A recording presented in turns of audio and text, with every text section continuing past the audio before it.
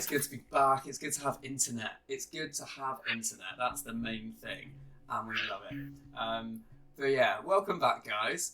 Welcome back to another episode of All Things Single Seater. We're back. It's me and Jordan for the Singapore Grand Prix. I have an internet connection, so we can actually record properly, which is fantastic. Jordan, how are you doing, mate? I'm good, thank you. How are you? Yeah, no, I'm good. Glad to be back. Glad that the 2 week break's over. And excited for Singapore. It looks like it's going to be an awesome race, going by practice so far. 100%, yeah. Well, it's currently raining whilst we're recording this in Singapore. Is it? Or it was an hour ago, I know that much. So hopefully we might see a bit more rain, but do we really want another rain race? That's the question. Obviously, we've had quite a lot this year.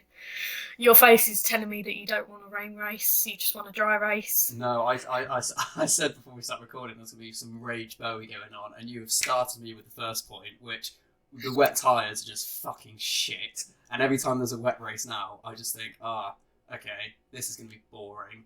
And I find the dry races are better now because everyone pushes flat out and the tyres just don't work for these cars in wet conditions, I don't think. So Pirelli need a rethink. But also, apparently, Pirelli are leaving. Have you heard this? I saw that. I don't know how true it is. I don't know how true it is, but yeah, I don't really know what to do with that information. I feel like it's either someone just wanting to make up some rumours because we haven't really had silly season, or they are actually leaving. I don't know. Yeah, I heard that. Yeah, they're not on the list for 2026, but maybe they just haven't renewed yet. I don't know. It would be quite interesting if like Bridgestone come back or whoever else, or who's the is it Firestone in India? Yeah. Potentially. Yeah. But again, these are just rumours. I guess we never know. But it would be interesting if we do change tyres in 2026, especially with the new regs and everything. But I guess time will tell. But speaking of other news, I feel like the first thing we have to discuss is Mr. Helmut Marko. Let's swim into that one. And we're not employed by anyone. We can say our thoughts and feelings. I think he's a cockend, to be honest. But what do you think? I just don't see how he's gotten away with it. Honestly, he's had a warning by the FIA. Yeah. Horner has turned around and said he's not employed. Fair enough, he's not employed, but he's representing your team. Yeah, that whole political waffle didn't make sense. At the end of the day, if someone's consulting for you and they're racist, you have a right to say we don't want them anymore. So I think Horner, it's probably more complicated than that, but I don't know. I feel like everyone was like, "Oh no, how do we get away from this?" And now just a written warning. Which, I mean, what was it? 18 months ago, Red Bull sacked Yuri Vips for the same thing. I was literally just about to say that. It's like Vips was obviously he's young. Yeah. Doesn't matter how old you are, but it's like he lost basically his career. So why isn't it the same for an old man? Exactly, an old man who has historically, and he's made comments like that in the past. So I think, it's not. Well, he's made them to Hamilton and stuff like that as well. So doing it for someone on your team it's all bad, but it's just 10 times worse because you're meant to have a bit of respect. Yeah. You're meant to have loads of respect, but clearly not. No, it is annoying. I was tempted to set up a petition to get him sacked. And then I realised that I was there like, I'm going to do it. I'm going to be known as the man that got Helmut sacked. And then I realised nothing happens unless you get 100,000 signatures. And I don't think I know that many people. So I don't think I'm going to get Helmut sacked, to be honest. So, yeah. But it is a shame. I honestly just feel for Checo so much. Like last night I was watching 2021, the highlights, and it's like Turkey, Checo was amazing, battling against Lewis. Abu Dhabi, obviously, that got Max the title. And I just think, how can Helmut forget that sort of thing so quickly? When Checo hasn't been bad this year. Controversial, no one hate me. He hasn't been bad. He's had a few off races, but the first 5 races of the season, if you include the sprint, Checo won 3. And then after Baku, Red Bull changed the way they developed the car to suit Max. So it's really obvious that since before Baku, Perez was within 0.2 of Max, and after Baku, he's never been close. So it's clear that it has to be also to do with the car, not just Perez, if that makes sense. So Helmet, who knows that, who's going to be in like watching the development of the car and everything, I just think I have no excuse for him. He's every swear word under the sun of a bloke, to be honest. No coming back from it, mate, and I hope you're never in the paddock again, apart from you probably will be, so that's just wishful thinking from me. Am I being too harsh? Do I think that's too wrong? Or is it, like... Has Perez actually been that bad? To be honest, I do agree with you on, like, the car, but it's a known fact when you go into that Red Bull seat, they build the car around Max. Yeah.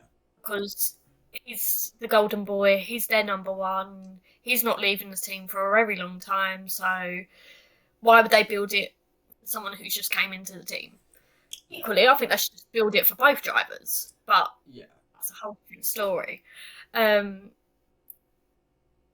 I think, I don't know, like, Perez, I feel like he's lost a little bit of that spark. I don't know if that's down to the car and the way they've built it, or the way he's kind of, not the abuse, but like the remarks he's got if he has like finishes like 5th in a race. Yeah. Yeah, it's not the best. You're meant to be up there on the podium with your teammate, but I don't know. I think like the comments people make and stuff like that, especially from his own team, Horner, Marco, the most important people in the team, I don't know, I feel like they've got a part to play in it as well. Yeah, 100%. I think especially like his qualifying. Okay, so we go. His qualifying has been a bit weak, fair enough, in some of the races. But Silverstone was entirely Red Bull's fault. 1,000,000% Red Bull's fault. It was a drying track. They put him out first out of everyone. He does a lap, goes P1, and then the track just gets quicker, so everyone beats him. That's not Checo's fault, you know?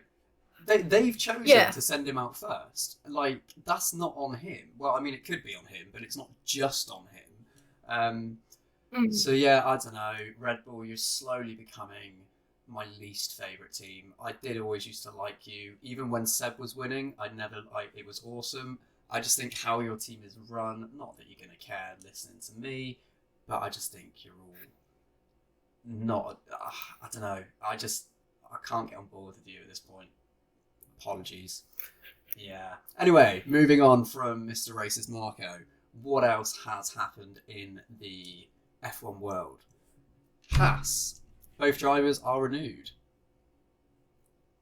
Oh. Yes. But apparently, I can't remember, I think it was Hulkenberg, apparently got offered to drive for Alfa Romeo.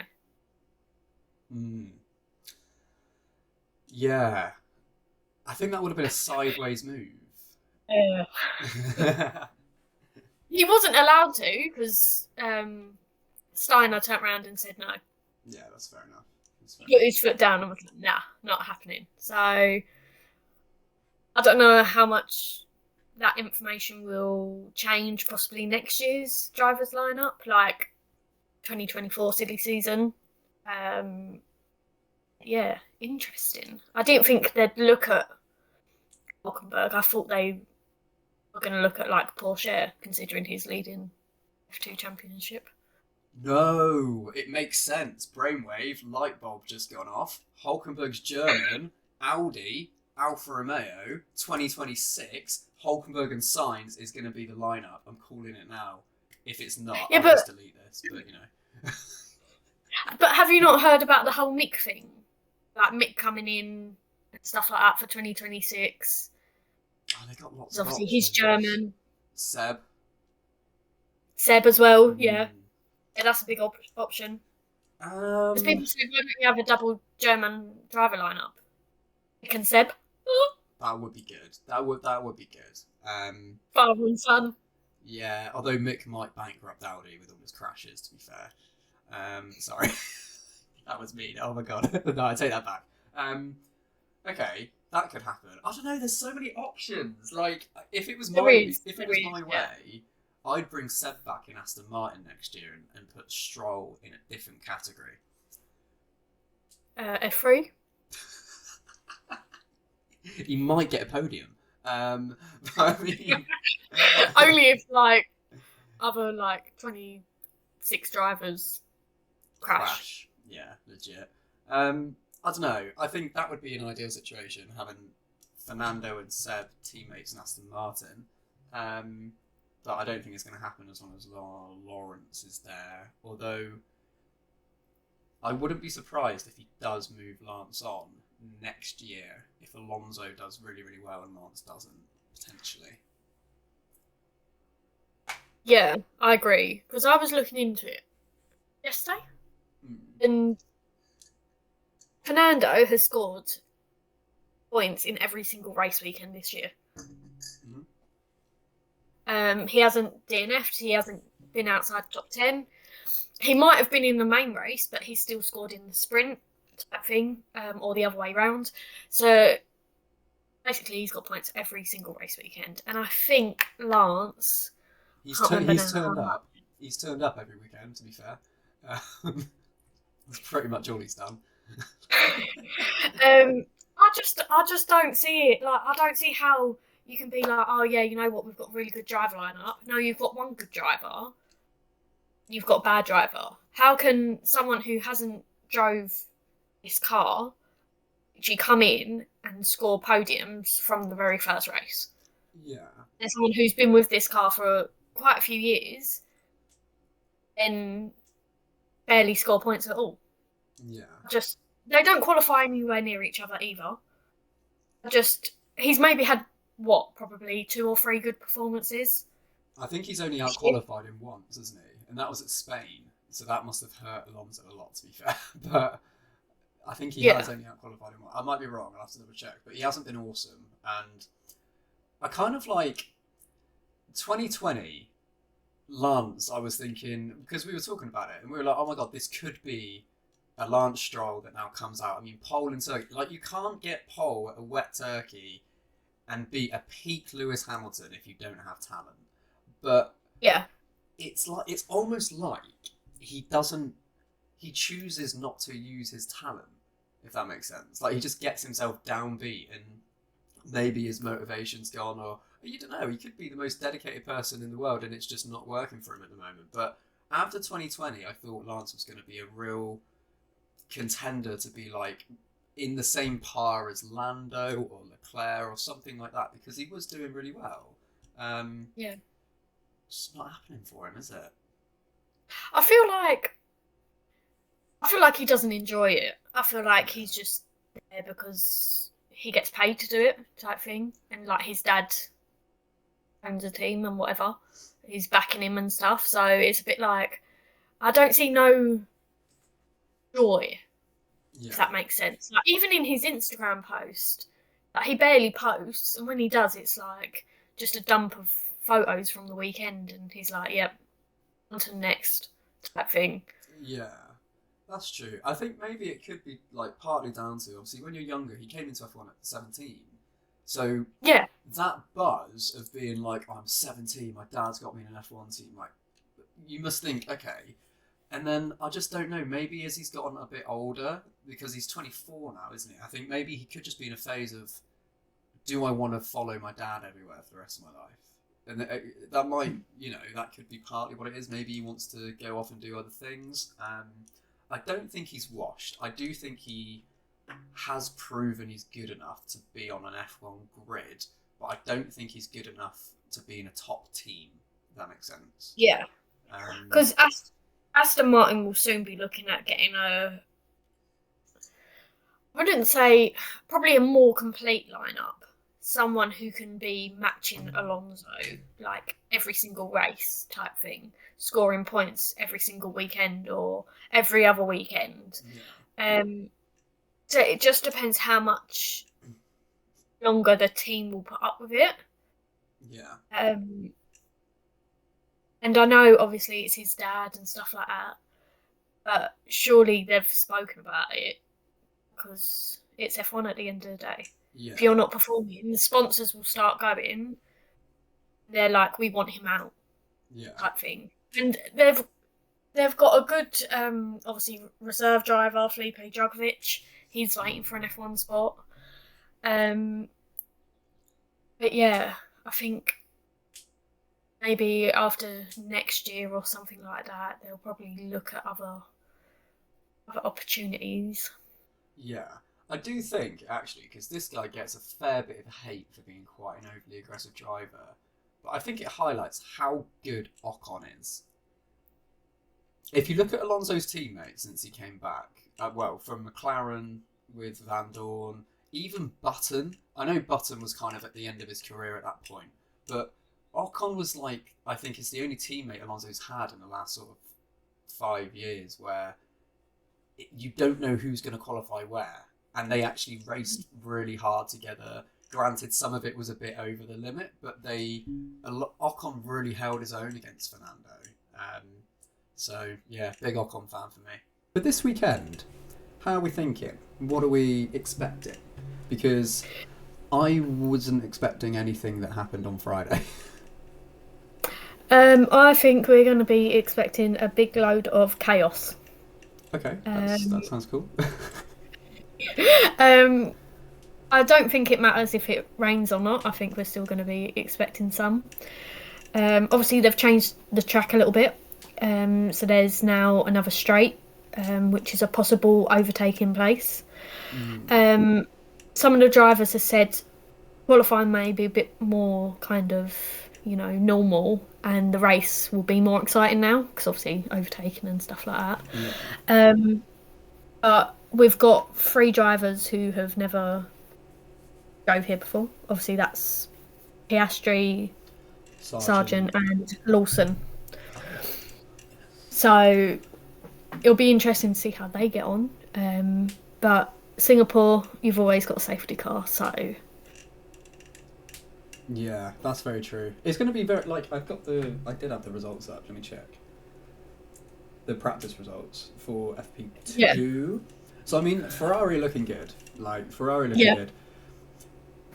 So are Aston, Mercedes and McLaren, and then it's Red Bull. I mean, Haas are looking alright, considering they were 9th and 11th. Again, it's just very close. It's a second between 1st and 11th. For such a long track, that's a very, very close. And you consider the top 6 is 5/10. So, yeah, I'm not sure what to expect. I really want Checo to outperform Max though this race, and I kind of want him to. Let's say it's a reset from here, from the final amount of races. I want Checo to win the head-to-head. That would be, I think, would just shut up every critic he's had this season, hopefully. But I honestly don't know what to expect for the race. I hope it doesn't rain. Yeah. Or if it does rain, it's like for 5 minutes, not like a massive rain shower. Well, last year it rained just before they was going to the grid, before the race. Yeah. So, let me have a look. Hold on. Okay. I'm looking. Oh. Oh, don't give me that. What is it? It's meant to rain on Sunday. Oh, wait. It's in the morning, it's fine. Okay. What time's the race for them? 8? Is it 8? 8 o'clock in the evening, yeah. 8 in the evening, okay. Yeah, so it's meant to rain there at like 6 o'clock in the morning, so that should dry out. Yeah, it's hot. Okay. Yeah. We'll have to see, won't we? Yeah, we will. Okay, predictions. I did mine, and then I've changed them because of practice. So, should we go quali? Quali first, yeah. It's not a sprint, is it, this weekend? No, just quali and race. Okay. Right. So, P5.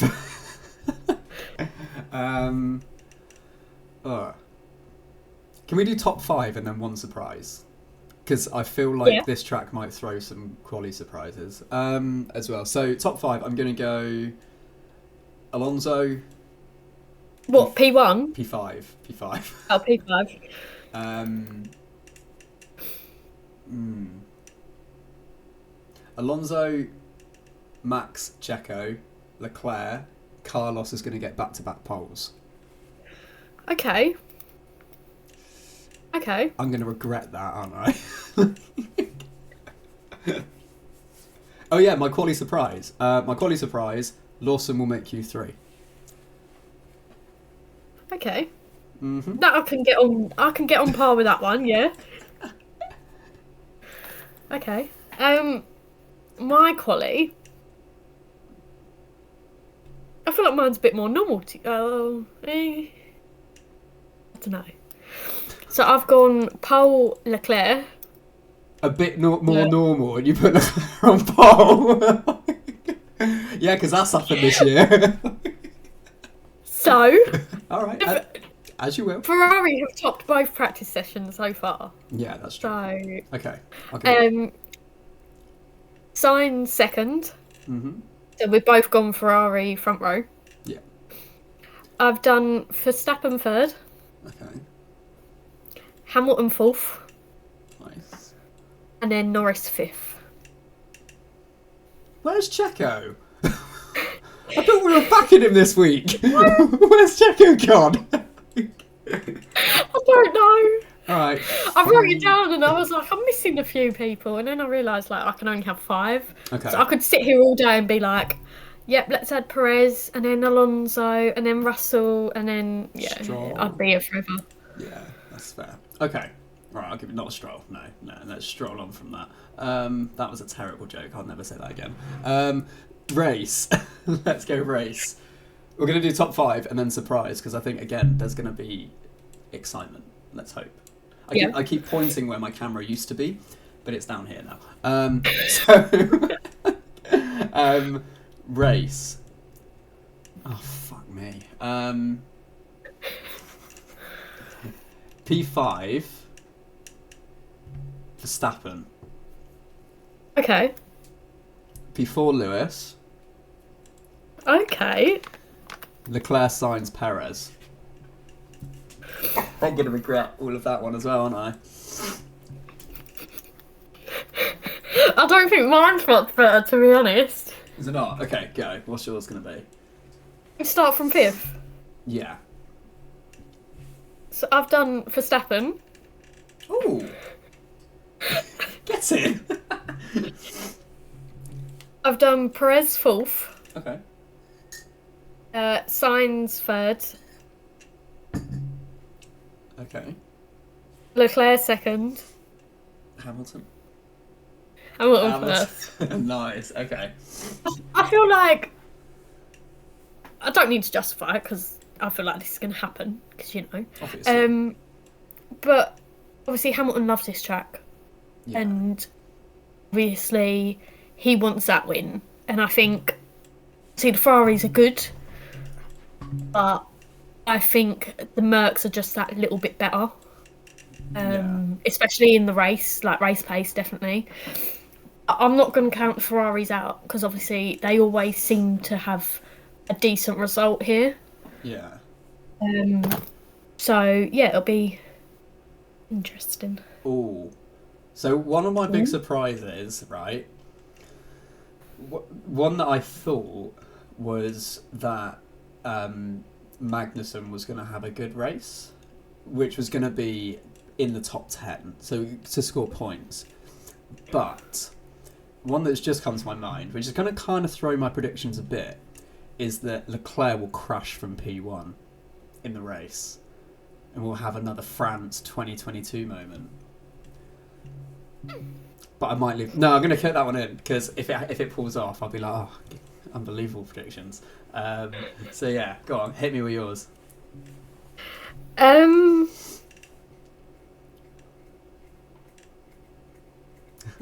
I might have to stick with Lawson. Getting points. Top 10. Okay. Yeah. I feel like, especially because he hasn't driven at this track. Yeah. Okay. So I feel like it will be a surprise, but I don't think it'll be like a massive surprise. I think people know he's worthy of scoring points. Yeah. So, yeah. Okay. No, I'll give you that. That could happen. I'm actually really excited for this race. Obviously, Red Bull could win the Constructors, but I think they need a perfect weekend and Mercedes to not score. I might be wrong with that. Let me just get it up quickly. So, Red Bull can win the Constructors in Singapore if Red Bull score a 1-2 and Mercedes fail to score, which I don't think is going to happen. I think they will score, obviously. Yeah. Or Red Bull score a 1-2 and secure the fastest lap, and Mercedes score no more than 1 point. Okay. Well, I'm going to confidently say that's not going to happen. No. Also, what's after this round? Is it Japan or is it USA? No, Japan. Oh, damn it. Okay. Because Haas... It goes... Yeah. Haas they have copied Red Bull's floor, and they're bringing that upgrade to the USA Texas Grand Prix. Yeah, we've got... After this weekend, we've got 3 more weekends, and then it's... that third weekend is the United States. What is it? So it's Singapore... Japan. Singapore, Japan. And Qatar. Qatar. Oh, Lawson's going to be good at Japan because of Super Formula. They race there. Yes. Yeah. Because they don't know when Daniel's going to be back. They're saying it's unlikely for Japan. I can't speak now. I feel like it's just gone right out the window. Mercedes. Yeah, he's not. He won't be back for Japan. I think it will be Qatar. Japan's next week anyway, so. Oh yeah, of course. But would they risk Qatar? Because obviously it is quite a close. It's interesting, looking at the constructors, which you can't really see. Yeah. I think if Lawson or Tsunoda get good results, either this week or next week, they're only 7 points behind Alpha and only 8 points behind Haas. So part of me thinks if Lawson picks up form, and let's say Lawson scores a point in Japan and a point in Singapore, or a few points, I think it'd be dumb to put Danny Rick back in, considering they could then be fighting now for 8th in the Constructors, if that makes sense. Yeah, but obviously at the end of next month, Lawson's got his Super Formula to go back to. He's got one more round at the end of the month, I think. Let me have a look. So it depends. I don't know. I think he's either leading the championship or he's second in the championship. Let me just have a look. Yeah, let's have a little gander at that. Liam Lawson. Because if he's first or second in the championship, he won't. I don't think the team, like his team in that category, will want to. He's second, yeah. Have someone else. Yeah. Yeah, he's second. Okay, that's fair. They probably will put Danny Rick back in, or it will be an absolute Red Bull move to just take Tsunoda out and put Danny Rick in and keep Lawson in. Which again, I wouldn't be surprised if that happens. I think I don't know what to predict with these guys anymore. Oh yeah, Lawson was the first person to win on his debut, or no, like the first person in like 30 years or something. I can't remember. Well, every series Lawson races in, apart from Formula 1, he has won on his debut. That is a great stat. That's a cool stat. I like that. Yeah, I hope that Lawson does well. I really do. And he's only 21. Yeah, he's young. It feels like he's been around for ages. He has been around for ages, but I mean, it's because they race very young now, don't they? Well, I think as well, obviously, he hasn't done like 5 years in Formula 2. I think he done 2 full seasons, Yeah. which is the recommended amount of time. And I Yeah. think as well, because obviously he's been part of like the Red Bull and AlphaTauri family for quite a while, like seeing him at the track, it's no surprise. Like if he's a reserve driver and stuff like that, it's not like he's there all year round, because Yeah. obviously he has Super Formula and stuff like that. Yeah. I really hope he gets a seat in F1. I do. I think we should do, at some point between now and the end of the season, we should do our predicted lineup for 2025. Okay, yeah, I can see that. I think that would be quite cool because obviously a lot of contracts are up. I also think, do you know, some people slated Alfa Romeo for not promoting Porsche to second driver in keeping Zhou, but Yeah. I think that's because Bottas is on a 3-year deal, and Zhou is, I think, matching Bottas this year. So Yeah. part of me thinks that what they could do is get rid of Bottas next year, who's going to be earning probably 4 or 5 times the amount of Zhou. And if Zhou proves that he's just as quick as VB next year, they'll do Zhou and Porsche. So Zhou will be the new experienced one in that team, and then Porsche will be the rookie, and it will be like a cost-saving driver lineup.